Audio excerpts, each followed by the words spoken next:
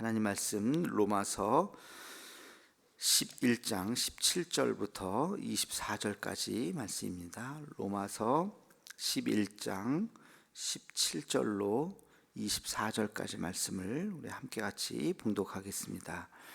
또한 가지 얼마가 꺾이었는데 돌 감람나무인 내가 그들 중에 젖뽑심이 되어 참 감람나무 뿌리의 진액을 함께 받은 자가 되었은즉 그 가지들을 향하여 자랑하지 말라. 자랑할지라도 내가 뿌리를 보존하는 것이 아니요 뿌리가 너를 보존하는 것이니라. 그러면 내 말이 가지들이 꺾인 것은 나로 젖뽑힘을 받게 하려 함이라 하리니 옳도다. 그들은 믿지 아니함으로 꺾이고 너는 믿음으로 섰느니라. 높은 마음을 품지 말고 도리어 두려워하라. 하나님이 원가지도 아끼지 아니하셨은즉 너도 아끼지 아니하시리라. 그러므로 하나님의 인자하심과 준엄하심을 보라. 넘어지는 자들에게는 준엄하심이 있으니 너희가 만일 하나님의 인자하심에 머물러 있으면 그 인자가 너희에게 있으리라. 그렇지 않으면 너도 찍히는 바 되리라. 그들도 믿지 아니하는데 머무르지 아니하면 젖붙임을 받으리니 이는 그들을 젖붙이실 능력이 하나님께 있음이라. 내가 원 돌 감람나무에서 찍힘을 받고 본성을 거슬러 좋은 감람나무에 젖붙임을 받았으니 원가지인 이 사람들이야 얼마나 더 자기 감람나무에 젖붙이심을 받으랴. 아멘. 오늘 말씀은 감람나무의 비유라고 하는 아주 유명한 말씀입니다. 바울이 지금 이스라엘에 대해서 계속해서 이야기를 하고 있죠. 이스라엘에 대해서 이야기를 하는데 이제 구약을 인용하기도 하다가 이제 오늘은 아주 굉장히 직접적인 비유를 이야기합니다. 그것이 바로 감람나무의 비유라고 하는 것입니다. 원 감람나무, 그러니까 그냥 감람나무가 하나 있었는데 원래 나무죠. 근데 여기에 돌 감람나무 가지를 가지고 와서 접붙였는데 그게 잘 됐다는 거예요. 여러분, 접붙인다는 거 무슨 말씀인지 아시죠? 그래, 저도 접붙인 나무를 한번 본 적이 있어요. 이렇게 해서 이렇게 V자로 자르기도 하고 이렇게 비스듬히 자르기도 하고 그래서 비슷한 나무 사이즈에 이렇게 묶어 놓으면 그게 딱 붙어요. 붙고 그러면서 이제 거기에 또 새로운 또 열매가 맺혀지는 거죠. 이 시대에도 그런 게 있었나 봐요. 그러니까 이 젖붙인다라고 하는 것을 바울이 지금 유대인과 이방인과의 관계를 지금 나무가 젖붙이는 것에 착안을 해서 바로 이런 거구나 하고서 설명을 하는 거죠. 원 감람나무는 누구죠? 유대인이죠. 젖붙이는 그 가지는 돌 감람나무, 이것은 뭐죠? 이방인이죠, 그죠? 그래서 돌 감람나무라고 그랬어요. 원 감람나무가 조금 더 좋아 보이고 돌 감람나무, 유대인들의 그런 사상일 수도 있겠죠. 아무튼 결국엔 원 감람나무의 가지를 자른다고 하는 것은 하나님께서 유대인을 어느 순간 내려놓는 거죠. 유대인의 구원, 유대인을 사랑하고 선민이고 유대인들에게 하나님의 말씀을 주고 특별하게 구약에 보면 하나님께서 유대인들을 특별하게 대하신 것은 사실이잖아요. 그러나 그들이 예수 그리스도를 거부함으로써 이제 그 지위, 특권 여기서부터 내려놓게 만들었다는 것이죠. 그리고 하나님께서 택하신 사람들이 누구예요? 이방인들을 택하셨다. 그런데 여기서 주는 굉장히 귀한 교훈이 바로 18절입니다.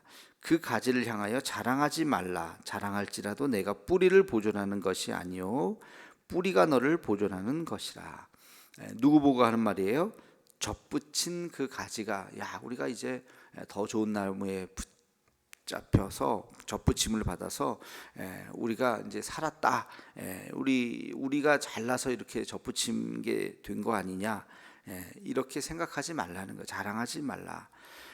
다른 말로 하면 교만하지 말라. 너희의 구원, 너희가 잘나서 구원한 것이 아니라는 거죠. 그러면서 20절에 보면 옳도다 그들은 믿지 아니함으로 꺾이고, 그들은 누구예요? 이방 유대인들은 믿지 아니함으로 꺾였고 너는 믿었으므로 섰느니라. 너는 누구예요? 이방인들은 믿었으므로 섰느니라. 높은 마음을 품지 말고 도리어 두려워하라. 높은 마음 뭐예요? 교만한 마음. 하나님의 자녀가 됐다고 하는 것, 또 구원을 받았다고 하는 것, 그것으로 교만해서는 안 된다. 여러분, 구원을 받았을 때 그 구원의 그 감격, 여기에는 오직 감사만 있을 뿐이죠. 감사. 그리고 내가 잘나서, 내가 똑똑해서, 내가 하나님을 선택한 것이 아니죠. 바울이 계속 그런 이야기 하잖아요. 내가 하나님 믿어줄게가 아니라 하나님이 우리를 선택하신 거죠.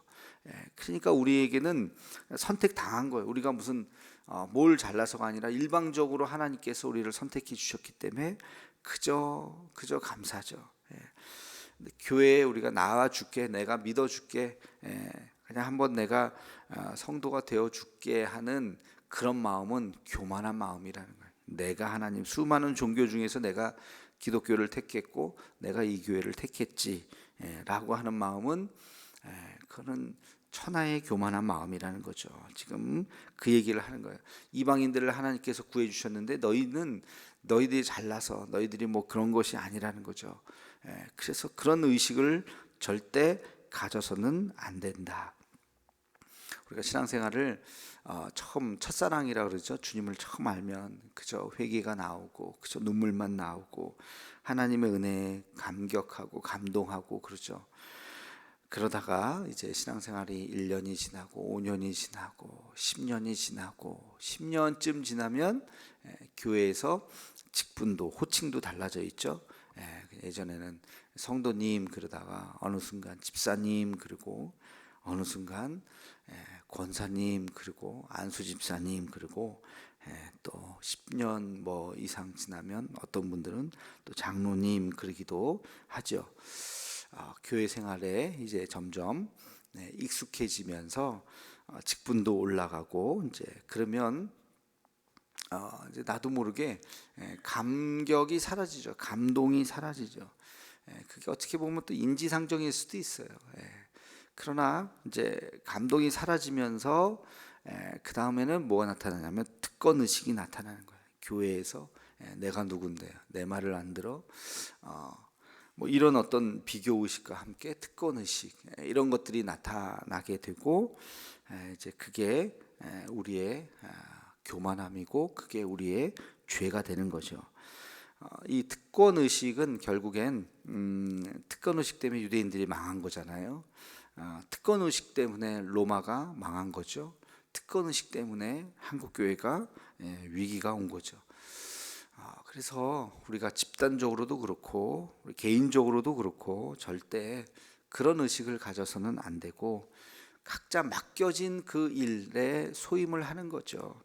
장로는 장로의 역할을 하는 것이고 권사는 권사의 역할을 하는 것이고, 여러분들에게 주어진 각자의 직분이 있잖아요. 그것을 열심히, 또 목사는 목사에게 주어진 역할을 잘 감당하는 것이고, 이것이 서로 톱니바퀴처럼 잘 어우러져서 어떤 누가 무슨 더 대단하거나 특출하거나 무슨 특권을 누리는 것이 아니라 우리가 함께 같이 교회라고 하는 신앙 공동체를 이루기 위해서는 이런 것도 필요하고 이런 것도 필요하고 이런 것도 필요하고 서로의 그 우리의 여러 가지 하나님께서 주신 그 은사들이 맞춰져서 하나님의 몸된 교회를 만들어 가는 것, 거기에 내가 귀하게 쓰임 받고 있다고 하는 은혜와 감격과 감사만이 있을 뿐이죠. 그렇게 생각을 해야 되는데 그렇지 않고 어느 순간 내가 잘나서 그렇지, 내가 똑똑해서 그렇지, 우리 지금 피택자 교육을 하고 있는데 피택자들이 내가 잘나니까 뽑혔지, 내가 열심히 하니까 됐지, 이런 생각을 가지면 이게 특권 의식이고 이게 망하는 지름길이라는 거예요.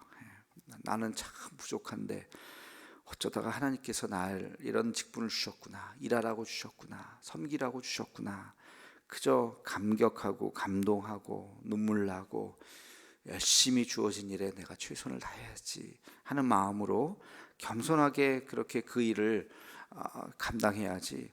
뭐 나 아니면 누가 하겠어? 이런 마음을 갖는 순간 안 된다는 거죠. 그러면서 바울은 이제 하나님에 대해서 이렇게 이야기합니다. 22절에 보면 그런 말씀이 있어요. 우리 함께 같이 읽어보겠습니다. 그러므로 하나님의 인자하심과 준엄하심을 보라. 넘어지는 자들에게는 준엄하심이 있으니. 여기서 넘어지는 자들 누구예요?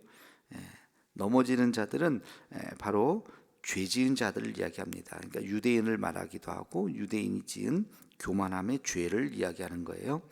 넘어지는 자들에게는 준엄하심이 있으며, 다 함께 시작. 너희가 만일 하나님의 인자하심에 머물러 있으면 그 인자가 너희에게 있으리라. 그렇지 않으면 너도 찍히는 바 되리라. 이방 크리스찬들에게 지금 이야기하면서 하나님이 이제 넘어지는 자들에게는 교만한 자들에게는 하나님의 심판이 있을 것이다. 죄를 짓는 자들에게는. 그리고 또 여러분들에게 하나님의 인자하심이 있을 것이다. 이걸 우리가 좀 세 번역으로 제가 한번 읽어보겠습니다. 22절 말씀을. 그러므로 하나님의 인자하심과 엄격하심을 깊이 생각하십시오. 넘어진 사람들에게는 하나님의 엄격하심을, 여러분에게는 하나님의 인자하심을 보이셨습니다. 여러분이 계속해서 하나님의 인자하심에 머물러 있으면 하나님께서도 인자하심을 베푸실 것입니다. 만일 하나님의 인자하심에 계속 머물러 있지 않으면 여러분도 잘리게 될 것입니다. 우리가 끝까지 갈 수 있는 거 아니에요. 하나님께서 우리를 심판하시는 때가 있다는 것이죠. 여기에 하나님의 사랑과 공의가 공존하신다는 것을 여러분 기억해야 됩니다. 하나님은 용서의 하나님이시지만 동시에 하나님은 심판의 하나님이시다. 하나님은 사랑만 있지 않습니다. 용서만 있지 않습니다. 하나님에게는 또 뭐가 있어요? 공의가 있고 심판이 있어요. 천국만 있는 것이 아니에요. 지옥도 있는 거예요. 지옥도. 하나님께서 우리를 용서하실 때가 있고 어느 순간 우리를 심판하실 때가 있어요. 내가 너희를 도무지 모른다. 차갑게 내가 너를 모른다라고 말하실 때도 있다는 겁니다. 참으실 때가 있고 참지 않으실 때가 있어요. 그런 날이 온다는 거예요. 그날이 두려운 날. 그 소선지서에 보면 요엘도 나오고 계속해서 나오죠. 하나님의 크고 두려우신 날이 임할 것이다. 하나님의 심판의 날이 임할 것이다. 그런 표현을 쓰죠. 긍휼히 여기실 때가 있고 채찍을 드실 때가 있어요. 칼을 드실 때가 있습니다. 이 때를 잘 분별하는 것이 바로 지혜지요. 지금은 고린도후서 5장 16절 말씀처럼 보라 지금은 은혜 받을 만한 때요 보라 지금은 구원의 날이로다. 지금은 하나님이 천국 문을 활짝 열고 기다리고 계시는 거예요. 지금은 은혜 받을 만한 때고 구원의 날이에요. 지금은 회개하면 다 용서해 주시는 때입니다. 다 하나님께서 우리를 품어주시고 오라고 손짓하고 있는 때예요. 그러나 어느 순간 그 심판의 때가 임할 수가 있다는 것입니다. 구원의 시간이 지나는 순간이 있다는 것입니다. 이걸 우리가 잘 구분하여 하고 있어야 됩니다. 그래서 이제 내가 여러분들이 지은 모든 것들 깨닫고 하나님 앞에 나오면 하나님께서 그래 하고 품어주시고 용서주시고 우리를 닦아주시고 품에 안아주시는 이런 때, 이 때가 얼마나 참 감사한지. 어느 순간이 그 순간이 지나고 나면 이제는 다시 돌이킬 수가 없는 것이죠. 오늘 말씀을 보면서 오늘의 묵상은 두 가지인데요. 나는 구원의 감격에 계속 빠져 있는가? 구원의 감격, 여러분 여전히 감사하고 있는가? 나 같은 걸 어떻게 주님이 이렇게 품어주셨는가? 나를 어떻게 이렇게 자녀 삼아 주셨는가? 나를 어떻게 이렇게 직분을 주셨는가? 내가 어떻게 이렇게 여기까지 오게 되었는가, 그 감격을 잊지 않는 그 감격이 오늘도 내가 교만하지 않고 겸손하게 계속되는가 스스로 돌이켜 보시고, 한 가지는 하나님의 심판의 때가 있다는 것을 기억하며 내가 살고 있는가, 그냥 마냥 그냥 이렇게 그냥 살다가 끝나는 것이 아니라 언젠간 하나님의 심판의 때가 있다는 것을 잊지 않고, 때로는 하나님을 경외하고, 여러분 경외한다는 게 뭐예요? 두려워한다는 거잖아요. 하나님은 사랑의 대상, 우리를 사랑해 주시는 하나님이시지만 하나님은 또 우리의 경외의 대상이죠. 두려워하는 존재죠. 그래서 내가 지금 하나님을 두려워하며 살아가고 있는가, 이 두 가지를 묵상하며 하나님 앞에 오늘도 주와 동행하는 우리의 삶이 되기를 주님의 이름으로 축원합니다. 기도하겠습니다. 사랑의 하나님, 하나님은 사랑이시고 또 우리를 용서하시고 품어주시는 하나님이심을 믿습니다. 그러나 동시에 심판의 날이 있음을 믿습니다. 하나님, 심판의 날이 다가오기 전에 하나님 앞에 회개할 것 다 회개하게 도와주시고, 오늘 내가 하나님의 자녀인 것을 우리가 감격하며 그 감동을 잊지 않으며 살아가는 우리들의 모습이 되게 하여 주시옵소서. 우리의 첫사랑을 잃어버리지 않게 도와주시고, 오늘도 나를 구원해 주시고, 오늘도 나와 함께 하시는 그 하나님과 함께 기쁨으로, 감사함으로 겸손하게 섬기며 살아가는 우리들의 모습이 되게 하여 주시옵소서. 예수님의 이름으로 기도하옵나이다. 아멘.